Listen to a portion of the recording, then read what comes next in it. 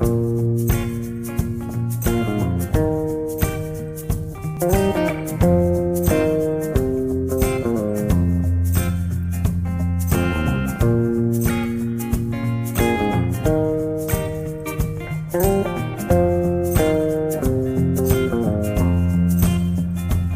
you get older, plainer, saner, when you remember all the danger we came from, burning like embers, falling tender, longing for the days of no surrender years ago. Then will you know? So smoke 'em if you got 'em, 'cause it's going down. All I ever wanted was you. I'll never get to heaven 'cause I don't know how. Let's raise our glass up to all the things I've lost on you. Oh, tell me I've been lost on you. Oh, just if you could cut me loose. Oh, everything I've lost on you is that lost on you. Oh,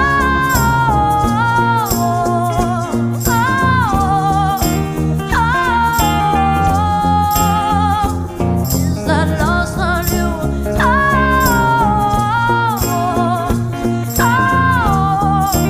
Baby, is that lost on you? Is that lost on you? Wish that I could see the machinations, understand the toil of expectations in your mind. Hold me like you never lost your patience. Tell me that you love me more than hate me all the time. And you're still mine. So smoke 'em if you got 'em, 'cause it's going down. All I ever wanted was you. Let's take a drink of heaven, this can turn around. Let's raise our glass up to all the things I've lost on you. Oh, tell me I've been lost on you.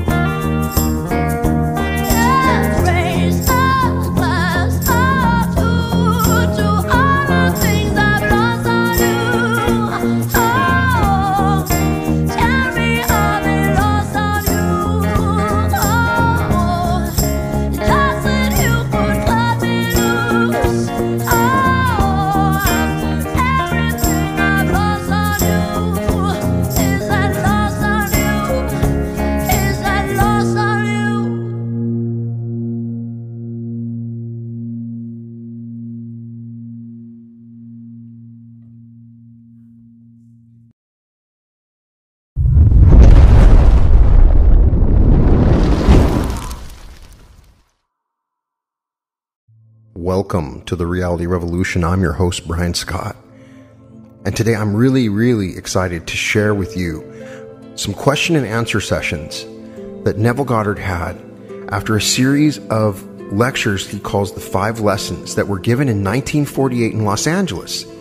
Mitch Horowitz does a great job of compiling the questions and answers for these lessons in his book, Neville Goddard, Infinite Potential. And these answers that he gives are fantastic and sometimes are even better than many of his lectures. You're not going to find a lot of biblical references here, and you're going to see some answers to questions I see discussed in the Neville Goddard community all the time. For instance, how do I manifest a specific person? Or should I try to manifest a specific person, as well as how many different things should I manifest? The questions are fantastic, and I think you'll get a lot out of them, especially if you're a student of Neville Goddard. This compilation should help you out. So, the first question is, what is the meaning of the insignia on your book covers? And Neville Goddard answers, it is an eye imposed upon a heart, which in turn is imposed upon a tree laden with fruit, meaning that what you are conscious of and accept as true, you are going to realize. As a man thinketh in his heart, so he is. Someone else asks, I would like to be married, but have not found the right man. How do I imagine a husband? And Neville says, forever in love with ideals, it is the ideal state that captures the mind. Do not confine the state of marriage to a certain man, but a full, rich, and overflowing life. You desire to experience the joy of marriage. Do not modify your dream, but enhance it by making it lovelier. Then condense your desire into a single sensation or act, which implies its fulfillment. In the Western world, a woman wears a wedding ring on the third finger of her hand. Motherhood needs not imply marriage. Intimacy need not imply marriage, but a wedding ring does. Relax in a comfortable armchair or lie flat on your back and induce a state akin to sleep. Then assume the feeling of being married. Imagine a wedding band on your finger. Touch it. Turn it around the finger. Pull it off over the knuckle. Keep the action going until the ring has the distinctness and feeling of reality. Become so lost in feeling the ring on your finger that when you open your eyes, you will be surprised that it is not there. If you're a man who does not wear a ring, you could assume greater responsibility. How would you feel if you had a wife to care for? Assume the feeling of being happily married man right now.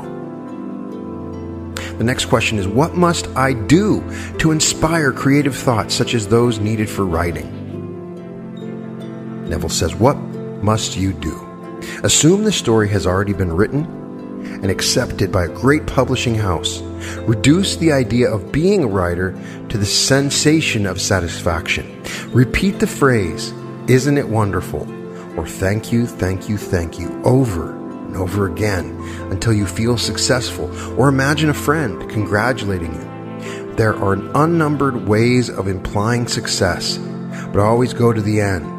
Your acceptance of the end wills its fulfillment. Do not think about getting in the mood to write, but live and act as though you are now the author you desire to be. Assume you have the talent for writing. Think of the pattern you want displayed on the outside. If you write a book and no one is willing to buy it, there's no satisfaction. Act as though people are hungry for your work. Live as though you cannot produce stories or books fast enough to meet the demand. Persist in this assumption, and all that is necessary to achieve your goal will quickly burst into bloom, and you will express it. How do I imagine larger audience for my talks? Someone asks. Neville says, I can answer you best by sharing the technique used by a very able teacher I know. When this man came to this country, he began speaking in a small hall in New York City. Although only 50 or 60 people attended his Sunday morning meeting and they sat in the front, this teacher would stand at the podium and imagine a vast audience. Then he would say to the empty space, "Can you hear me back there?" Today, this man is speaking in Carnegie Hall in New York City to approximately 2,500 people every Sunday morning and Wednesday evening. He wanted to speak to crowds. He was not modest. He did not try to fool himself, but built a crowd in his own consciousness, and crowds came. Stand before a large audience. Address this audience in your imagination. Feel you are on that stage, and your feeling will provide the means. And someone else asks, is it possible to imagine several things at the same time? Or should I confine my imagining to one desire? Personally, Neville says, I like to confine my imaginal act to a single thought. But that does not mean I will stop there. During the course of a day, I may imagine many things. But instead of imagining lots of small things, I would suggest that you imagine something so big. It includes all the little things. Instead of imagining wealth, health, and friends, imagine being ecstatic. You could not be ecstatic and be in pain. You could not be ecstatic and be threatened with a dispossession notice. You could not be ecstatic if you were not enjoying a full measure of friendship and love. What would the feeling be like were you ecstatic without knowing what had happened to produce your ecstasy? Reduce the idea of ecstasy to the single sensation. Isn't it wonderful? Do not allow the conscious, reasoning mind to ask why, because if it does, it will start to look for visible causes, and then sensation will be lost. Rather, repeat over and over again, isn't it wonderful? Suspend judgment as to what is wonderful. Catch the one sensation of the wonder of it all, and the things will happen to bear witness to the truth of this sensation, and I promise you, it will include all the little things. If you get a chance, check out my meditation on Isn't It Wonderful? And soon I'll try to put together a sleep meditation using the same idea. The sixth question, how often should I perform the imaginal act? A few days or several weeks? Neville says, in the book of Genesis, the story is told of Jacob wrestling with an angel. The story gives us the clue we are looking for, that when satisfaction is reached, impotence follows. When the feeling of reality is yours, for the moment at least, you are mentally impotent. The desire to repeat the act of prayer is lost, having been replaced by the feeling of accomplishment. You cannot persist in wanting what you already have. If you assume you are what you would desire to be to the point of ecstasy, you no longer want it. Your imaginal act is as much a creative act as a physical one, wherein man halts, shrinks, and is blessed. For as man creates his own likeness, so does your imaginal act transform itself into the likeness of your assumption. If, however, you do not reach the point of satisfaction, repeat the action over and over again until you feel as though you touched it and virtue went out of you. Another person asks, I've been taught not to ask for earthly things, only for spiritual growth, yet money and things are what I need. Neville says you must be honest with yourself. All through Scripture, the question is asked, what do you want of me? Some wanted to see, others to eat, and still others wanted to be made straight, or that my child live. Your dimensionally larger self speaks to you through the language of desire. Do not deceive yourself. Knowing what you want, claim you already have it, for it is your Father's good pleasure to give it to you, and remember what you desire, that you have. Another question, when you have as assumed your desire, do you keep in mind the ever-presence of this greater one protecting and giving your assumption? Neville says the acceptance of the end wills the means. Assume the feeling of your wish fulfilled, and your dimensionally greater self will determine the means. When you appropriate a state as though you had it, the activity of the day will divert your mind from all anxious thoughts so that you do not look for signs. You do not have to carry the feeling that some presence is going to do it for you. Rather, you know it is already done. Knowing it is already a fact, walk as though it were, and things will happen to make it so. You do not have to be concerned about some presence doing anything for you. The deeper, dimensionally greater you has already done it. All you do is move to the place where you encounter it. Remember the story of the man who left the master and was on his way home when he met his servants who said, "Your son lives." And when he asked at what hour it was done, the servant replied, "The 7th hour." The self-same hour that he assumed his desire, it was done for him. For it was at the 7th hour that the master said, "Your son lives." Your desire is already granted. Walk as though it were, and although time beats slowly in this dimension of your being, it will nevertheless bring your confirmation of your assumption. I ask you not to be impatient, though. If there's one thing you really have need of, it is patience. Another person asks Neville, "Isn't there a law that says you cannot get something for nothing? Must we not earn what we desire?" Neville says, "Creation is finished. It is your Father's good pleasure to give you the kingdom." The parable of the prodigal son is your answer. In spite of man's waste, when he comes to his senses and remembers who he is, he feeds on the fatted calf of abundance and wears the robe and ring of authority. There is nothing to earn. Creation was finished in the foundation of time. You, as man, are God made visible for the purpose of displaying what is, not what is to be. Do not think you must work out your salvation by the sweat of your brow. It is not 4 months until the harvest. The fields are already white. Simply thrust in the sickle. Another one asks, "Does not the thought that creation is finished rob one of his initiative?" Neville says, if you observe an event before it occurs, then the occurring event must be predetermined from the point of view of being awake in this three-dimensional world. Yet, you do not have to encounter what you observe. You can, by changing your concept of self, interfere with your future and mold it in harmony with your changed concept of self. So here we see Neville talking about changing your concept of self to mold your future.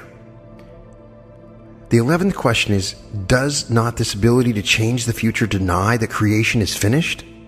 And Neville says, no, you, by changing your concept of self, change your relationship to things. If you rearrange the words of a play to write a different one, you have not created new words, but simply had the joy of rearranging them. Your concept of self determines the order of events you encounter. They are in the foundation of the world, but not their order of arrangement. Another one asks, why should one who works hard in metaphysics always seem to lack? And Neville says, because he has not really applied metaphysics. I am not speaking of a namby-pamby approach to life, but a daily application of the law of consciousness. When you appropriate your good, there is no need for a man or state to act as a medium through which your good will come. Living in a world of men, money is needed in my everyday life. If I invite you to lunch tomorrow, I must pick up the check. When I leave the hotel, I must pay the bill. In order to take the train back to New York, my railway fare must be paid. I need money and it has to be there. I'm not going to say God knows best and He knows I need money. Rather, I will appropriate the money as though it were. We must live boldly. We must go through life as though we possessed what we want to possess. Do not think that because you helped another, someone outside of you saw your good works and will give you something that to ease your burden. There is no one to do it for you. You yourself must go boldly on appropriating what your Father has already given you. Another asks, question, can an uneducated person educate himself by assuming the feeling of being educated? And Neville says, yes. An aroused interest is awarded information from every side. You must sincerely desire to be well schooled. The desire to be well read, followed by the assumption that you are, makes you selective in your reading. As you progress in your education, you automatically become more selective, more discriminating in all that you do. Another asks, my husband and I are taking the class together. Should we discuss our desires with each other? And this really gets at the question of, should you share what your desires are with others and what you're doing? Neville says there are two spiritual sayings which permeate the Bible.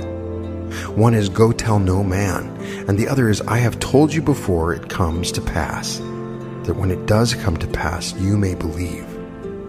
It takes spiritual boldness to tell another what your desire is fulfilled before it is seen on the outside. If you do not have that kind of boldness, then you'd better keep quiet. I personally enjoy telling my plans to my wife because we both get such a thrill when they come into being. The first person a man wants to prove this law to is his wife. It is said that Muhammad is everlastingly great because his first disciple was his wife. Another asks, should my husband and I work on the same project or on a separate one? Neville says that is entirely up to you. My wife and I have different interests, yet we have much in common. Do you recall the story I told you of our return to the United States this spring? I felt it was my duty as a husband to get passage back to America, so I appropriated that to myself. I feel there are certain things that are on my wife's side of the contract, such as maintaining a clean, lovely home and finding the appropriate school for our daughter, so she takes care of those. Quite often my wife will ask me to imagine for her, as though she has greater faith in my ability to do it than her own. That flatters me because every man worthy of the name wants to feel his family has faith in him. But I see nothing wrong in the communion between two who love one another. Another asks, I would think that if you get too much into the sleepy state, there would be a lack of feeling. Neville says, when I speak of feeling, I do not mean emotion, but acceptance of the fact that the desire is fulfilled. Feeling grateful, fulfilled, or thankful. It is easy to say, thank you, isn't it wonderful, or it is finished. When you get into the state of thankfulness, you can either awaken knowing it is done or fall asleep in the feeling of the wish fulfilled. Another asks, is love a product of your own consciousness? And the answer, all things exist in your consciousness, be they love or hate. Nothing comes from without. The hills to which you look for help are those of an inner range. Your feelings of love, hate, or indifference are all spring from your own consciousness. You are infinitely greater than you could ever conceive yourself to be. Never in eternity will you reach the ultimate you. That is how wonderful you are. Love is not a product of you are love. For that is what God is, and God's name is I am. The very name you call yourself before you make the claim as to the state you are now in. Another asks, suppose my words cannot materialize for 6 months to a year. Do I wait to imagine them? Neville says when the desire is upon you, that is the time to accept your wish in its fullness. Perhaps there are reasons why the urge is given you at this time. Your three-dimensional being may think it cannot be now, but your fourth-dimensional mind knows it already is. So the desire should be accepted by you as a physical fact now. Suppose you wanted to build a house. The urge to have it is now. But it is going to take time for the trees to grow and the carpenter to build the house. Although the urge seems big, do not wait to adjust it. Claim possession now and let it objectify itself in its own strange way. Do not say it will take 6 months or a year. The minute the desire comes upon you, assume it is already a fact. You and you alone have given your desire a time interval, and time is relative when it comes to this world. Do not wait for anything to come to pass. Accept it as now, as though it were, and see what happens. When you have a desire, the deeper you, whom men call God, is speaking. He urges you, through the language of a desire, to accept that which is not that which is to be. Desire is simply His communion with you, telling you that your desire is yours now. Your acceptance of this fact is proved by your complete adjustment to it as though it were true. Another asks, why do some of us die young? Neville says our lives are not, in retrospect, measured by years, but the content of those years. Another asks, what would you consider a full life? Neville says a variety of experiences. The more varied they are, the richer is your life. At death, you function in a dimensionally larger world and play your part on a keyboard made up of a lifetime of human experiences. Therefore, the more varied your experiences, the finer is your instrument and the richer is your life. Another asks, what about a child who dies at birth? Neville says the child who is born lives forever, as nothing dies. It may appear that the child who dies at birth has no keyboard of human experience, but, as a poet once said, he drew a circle that shut me out, infidel, scoundrel, a thing to flout, but love and I had the wit to win. We drew a circle that took him in. The loved one has access to the sensory experiences of the lover. God is love, therefore ultimately everyone has an instrument, the keyboard of which is the sensory impressions of all men. And the next question is, what is your technique of prayer? Neville says it starts with desire, for desire is the mainspring of action.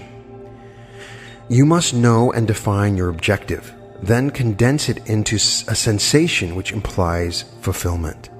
When your desire is clearly defined, immobilize your physical body and experience in your imagination the action which implies its fulfillment. Repeat this act over and over again until it has the vividness and feeling of reality.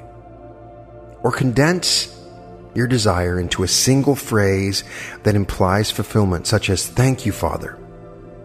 Isn't it wonderful?" Or "It is finished." Repeat that condensed phrase or action in your imagination over and over again. Then either awaken from that state or slip off into the deep. It does not matter, for the act is done when you completely accept it as being finished in that sleepy, drowsy state. Another question. 2 people want the same position. One has it, the other had it, and now wants it back. Neville says your Father, the dimensionally greater you, has ways and means you know not of. Accept His wisdom. Feel your desire is fulfilled, and then allow your Father to give it to you. The present one may be promoted to a higher position, or marry a man of great wealth and give up her job. She may come into a great deal of money, or choose to move to another state. Many people say they want to work, but I question that seriously. They want security, and conditioned security on a job, but I really do not think the average girl truly wants to get up in the morning and go to work. Now, wow, that sounds a little misogynist for Neville, but maybe he didn't quite mean that. I don't know who the questioner was, but that's interesting. The 24th question. What is the cause of disease and pain?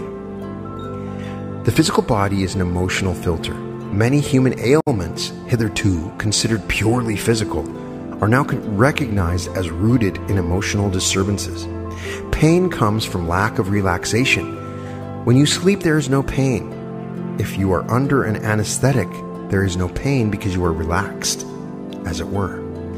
If you have pain, it is because you are tense and trying to force something. You cannot force an idea into embodiment. You simply appropriate it.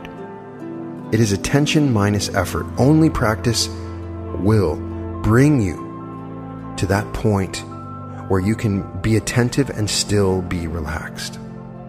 Attention is tension toward an end, and relaxation is just the opposite. Here are two completely opposite ideas that you must blend until you learn through practice how to be attentive, but not tense. The word contention means attention minus effort. In the state of contention, you are held by the idea without tension. Another question: no matter how much I try to be happy, underneath, I have a melancholy feeling of being left out. Why? Neville says, because you feel you are not wanted. Were I you, I would assume I'm wanted. You know the technique. The assumption that you are wanted may seem false when first assumed. But if you will feel wanted and respected and persist in that assumption, you will be amazed how others will seek you out. They will begin to see qualities in you they had never seen before. I promise you, if you will but assume you are wanted, you will be. Another asks, if security came to me through the death of a loved one, did I bring about the death? Neville says, do not think for 1 second that you brought about a death by assuming security. The greater you is not going to injure anyone.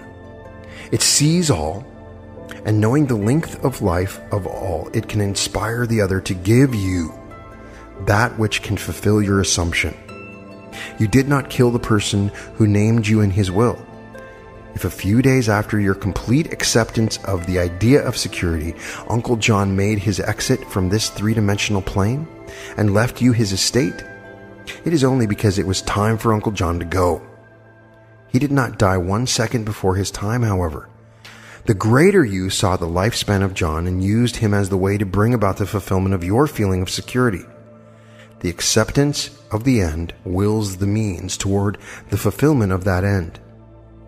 Do not be concerned with anything save the end. Always bear in mind that the responsibility to make it so is completely removed from your shoulders. It is yours because you accept it as so. Another asks, I have more than one objective. Would it be ineffective to concentrate on different objectives in different periods of concentration? Neville says, I like to take one consuming ambition, restrict it to a single short phrase or act, then implies fulfillment. But I do not limit my ambition. I only know that my real objective will include all the little ones. Another asks, I find it difficult to change my concept of self. Why? Neville says, because your desire to change has not been aroused. If you would fall in love with what you really want to be, you would become it. It takes an intense hunger to bring about a transformation of self. As the hart panteth over the water brooks, so panteth my soul after thee, O Lord. If you would become as thirsty for perfection as the little hart is for water, that it braves the anger of the tiger in the forest, you would become perfect. This does remind me something I had to go through myself. And once you try to manifest something, but there's no desire, it is difficult. When you have that deep hunger and desire, that is what really brings about change in your reality.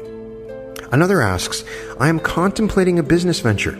It means a great deal to me, but I cannot imagine how it can come into being. And they answer, you are relieved of that responsibility. You do not have to make it a reality. It already is. Although your concept of self seems so far removed from the venture you now contemplate, it exists now as a reality within you. Ask yourself how you would feel and what you would be doing if your business venture were a great success. Become identified with that character and feeling, and you will be amazed how quickly you realize your dream. The only sacrifice you are called upon to make is to give up your present concept of self and appropriate this desire you want to express.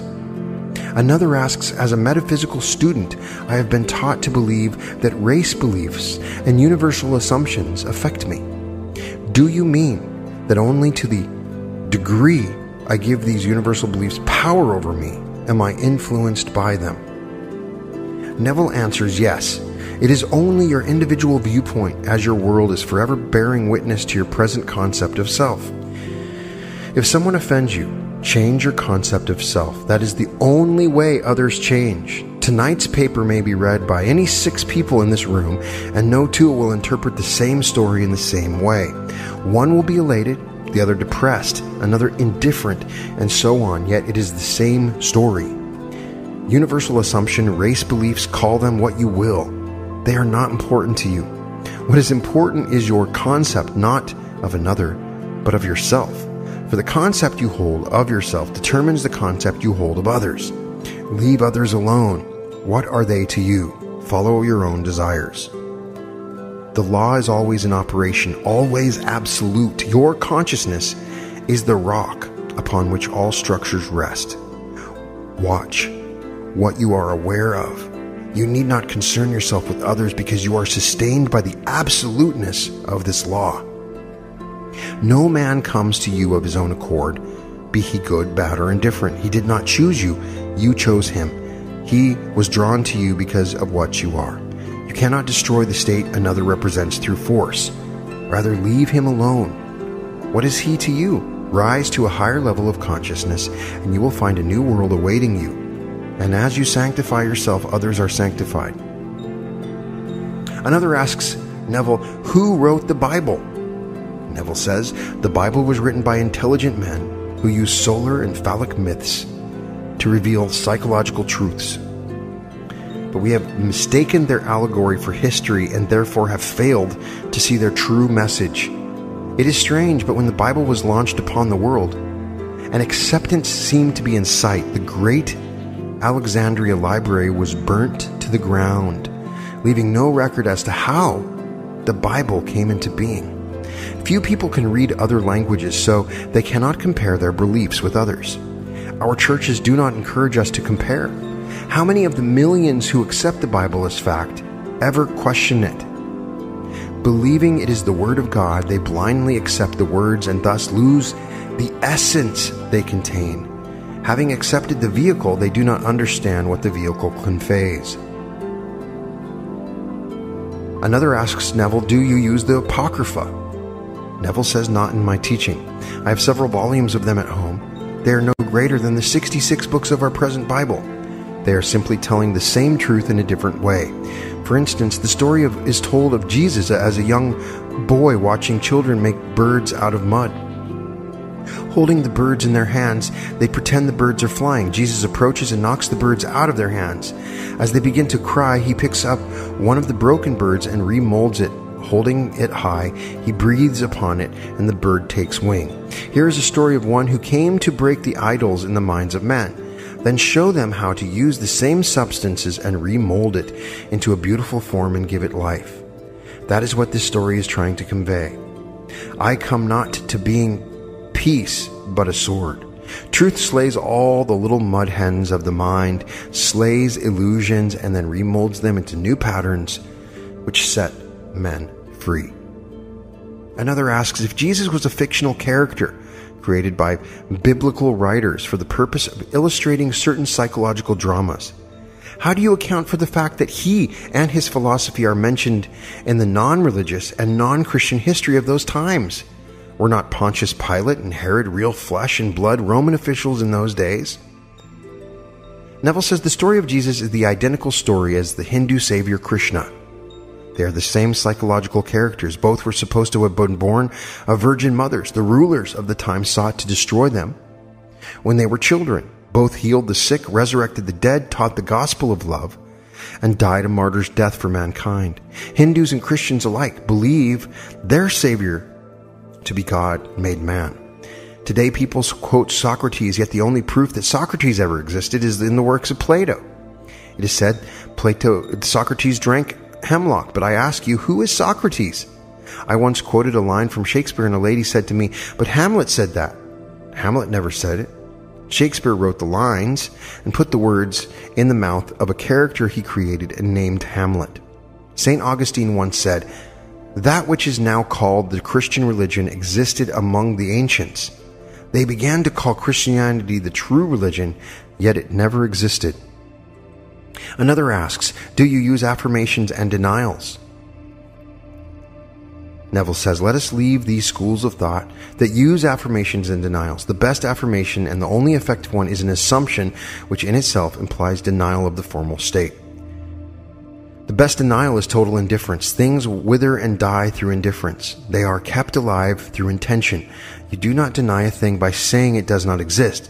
Rather, you put feeling into it by recognizing it, and what you recognize is true to you, be it good or bad or indifferent. He does say earlier, in answering other questions, to put your desire or the wish fulfilled into a phrase. And so if you consider that to be the affirmation, I believe he does support affirmations. The next question, is it possible for one to appear dead and still not be dead? Neville says General Lee was supposed to have been born 2 years after his mother, believed to be dead, was buried alive. Lucky for her, she was not embalmed or buried in the earth, but in a vault, where someone heard her cry and released her. 2 years later, Mrs. Lee bore a son who became General Lee. That is part of the country's history. Another person asks, question, how could one who was deprived in his youth become a success in his life? Neville says we are creatures of habit, forming patterns of the mind which repeat themselves over and over again. Although habit acts like a compelling law which drives one to repeat the patterns, it is not a law for you and I can change the patterns. Many successful men such as Henry Ford, Rockefeller, and Carnegie were deprived in their youth. Many of the great names in this country came from poor families. Yet they left behind them great accomplishments in the political, artistic, and financial world. One evening, a friend of mine attended a meeting for young advertising executives. The speaker of the evening said to the young man, I have but one thing to say to you tonight.